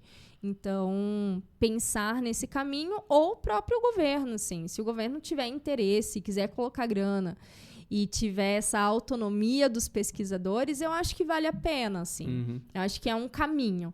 Como a gente ainda está entendendo como funciona isso dentro de casa, é isso, amadurecer aqui, como que funcionou aqui, o que a gente consegue, quais são os produtos vendáveis disso, Sim. porque até agora a gente tem patrocínio. A gente não tem renda de um produto que a gente vende. Ou, por exemplo, a gente vai liberar os dados, mas dados específicos vai ser a partir de você pagar uma taxa, você consegue ter acesso ao banco de dados completo. E aí a gente começa a monetizar e dar sustentabilidade para o trabalho. Sim. Porque agora é isso, são todos os pesquisadores voluntários. Quero muito conseguir mais patrocinadores para conseguir remunerar os nossos pesquisadores, porque, cara, é um puto trabalho. Sim. Não é brincadeira. Não é brincadeira. E tá todo mundo lá porque acredita no propósito que a gente está fazendo, que a gente está construindo. Então, eu acredito que quando for para fora, a gente já vai ter uma estratégia mais amadurecida. Por enquanto, é um sonho. Meu sonho é fazer Mapa Autismo África, com todas as dificuldades que tem. Mas eu acho que é muito possível colocar internet, ou ter lugares, ou entender, de fato, como que a cultura funciona para a gente fazer esse mapeamento. Que é uma coisa que... E o mapa, ele nasceu sendo uma tecnologia social. As adaptações culturais são importantes dentro de uma tecnologia social. Sim. E pode ser que o mapa ele não se comporte da mesma forma que se comporta aqui no Brasil. Talvez, em outros lugares, a gente tenha que pensar em outras estratégias. Aqui, no Brasil, a gente está o tempo todo no WhatsApp. Em outros países, não. A maior parte das respostas da primeira etapa foi através do WhatsApp, do link enviado pelo WhatsApp. Então, a gente consegue rastrear de onde veio a resposta. Então, a maior parte veio de link do WhatsApp.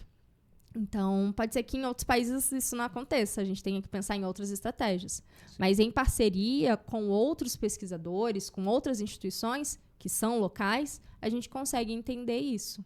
Mas é uma caminhada. Eu acho que não vai ser de hoje para amanhã que a gente vai conseguir. Eu acho que a gente precisa amadurecer muito aqui. Entender como é que faz. Porque lá atrás, quando eu desenhei na minha parede que seria o Mapa Autismo Brasil, eu não imaginei que a gente ia chegar até aqui. Legal. Não imaginei que seria desse tamanho. Então, acho que é isso, amadurecendo. É você fazendo, entendendo, amadurecendo, errar rápido para acertar rápido, fazer as trocas que são necessárias, entender quem fica, quem não fica, porque é isso, é perfil. Não, e o que eu falei, não adianta a técnica ser antes do vínculo. Sim. Precisa entender propósito. E isso acontece no mapa hoje. Muitas pessoas vêm para ser pesquisadores, mas é isso. Não dá liga, sabe? E quando não dá liga, tá tudo bem. Faz parte. É isso, faz parte. Então, a gente está se organizando, tentando fazer com que isso crie um corpo muito maior do que já está. É uma organização quase que empresarial, se eu fosse dizer assim, né? Porque tem que estar alinhado com a empresa, tem que fazer parte dos valores da empresa, da missão, da visão da empresa, e a gente vai junto. Pô, você não adaptou, não tem como a gente continuar junto. E eu tenho muita sorte, assim, da equipe inteira tá todo mundo muito engajado. Que legal. São 50 pessoas. Cara, conseguir 50 pessoas da metade de 2024 até aqui e ninguém sair... Tipo, sim, o trabalho é significativo, né? Sim. E as pessoas se sentem parte. E, tipo, eu gosto de estar aqui, porque ninguém ali tá sendo pago. Ninguém tá ali pelo dinheiro, sabe? Se eu pudesse, eu daria um mundo por essas pessoas. Né? Tudo. Quanto é que você quer? Toma, tudo. Porque elas estão aqui, sabe? Então, isso faz acreditar que realmente pode escalar e chegar em outros patamares. Legal. Eu vou te apresentar um amigo que ele hoje trabalha na Noruega, né? E eles têm acesso ao governo norueguês mesmo para projeto de financiamento. Então, tem muita linha de financiamento que eles usam lá na Noruega que é aplicada aqui no Brasil. Que é aplicada aqui? É. Aí eu vou te apresentar. Já quero. Se você legal. Que tá ouvindo também quiser investir no mapa, na sinfonia, fica à vontade. Me chama. Me chama que a gente conversa. Não tem tempo ruim. Exatamente. Você é grande investidor, empresário, principalmente empresas de lucro real, né, que queiram abater imposto. Não, vamos falar de benefício aqui para você, né, meu colega? Então, você financiar o projeto, você tem um abatimento do teu imposto aí, que pode ajudar milhares de pessoas a ter mais dados aí, e ações mais efetivas, né, para o desenvolvimento. Ó, já vou tirar. Vou fazer o jabá em todos os lugares. Faz esse cortezinho, bota o link do WhatsApp. Aqui, ó, doe aqui. Invista aqui. Vaquinha. E como estamos falando com a mulher extremamente ocupada, que toca muitos projetos, que tá aí fazendo de tudo. Foi, assim, a conversa maravilhosa, só que a gente tem que se encaminhar para um fim, porque, né, muitas responsabilidades chamam. E, assim, foi uma conversa realmente incrível, foi muito legal, fiquei muito surpreso. O João já havia falado outras vezes de você, eu tinha uma ideia, mas, assim, fiquei muito, muito feliz. Gostaria que a gente tivesse a oportunidade de ter outras conversas, inclusive com até uma pessoa autista do seu projeto, que queira participar daqui, que tenha participado do Sinfonia. Acharia muito legal vocês estarem aqui juntos para poder conversar aqui com a gente depois. Foi muito legal mesmo.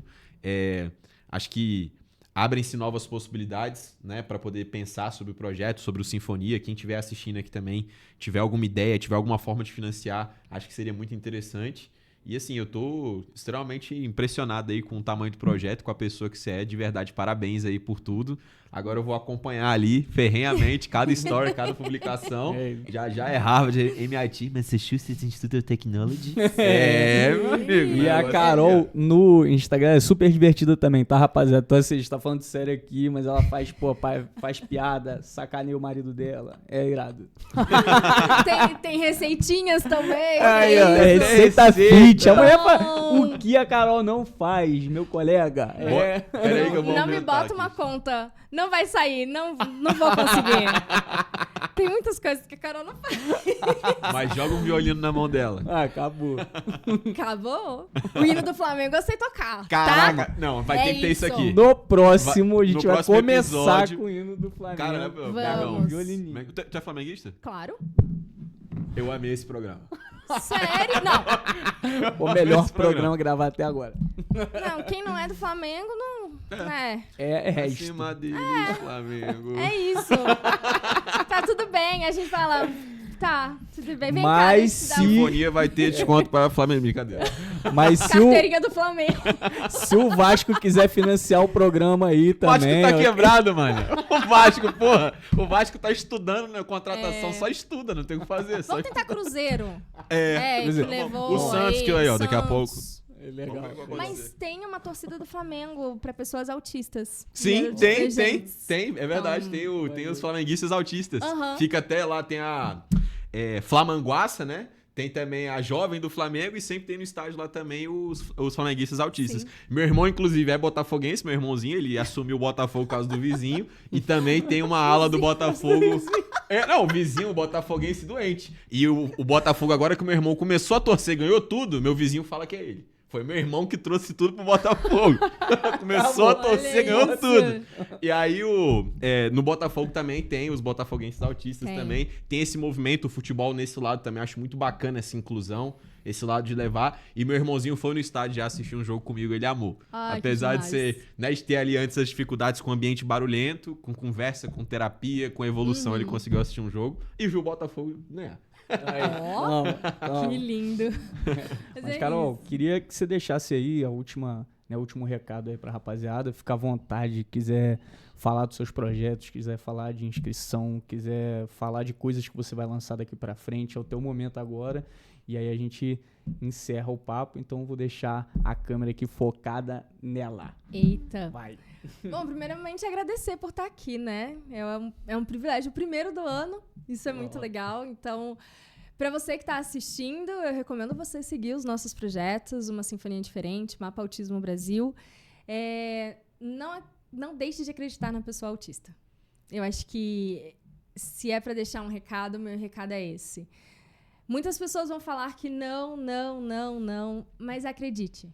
Acredite que existe potencial. Toda pessoa é um ser em potencial e toda pessoa pode mostrar muito mais do que a gente imagina. Então, eu acho que o meu recado é esse. Os nossos projetos estão abertos. Se você quiser vir como voluntário, vir como patrocinador, investidor, venha. Mas, antes de tudo, lembre-se que a pessoa autista é uma pessoa em potencial. Acho que é isso. Caraca, muito obrigado. Muito obrigado. Uma salva de telespectador. palmas aí pra gente finalizar. Muito bom. Obrigado, Valeu, gente. minha rapaziada. Um grande abraço e tchau. Valeu. Bom demais.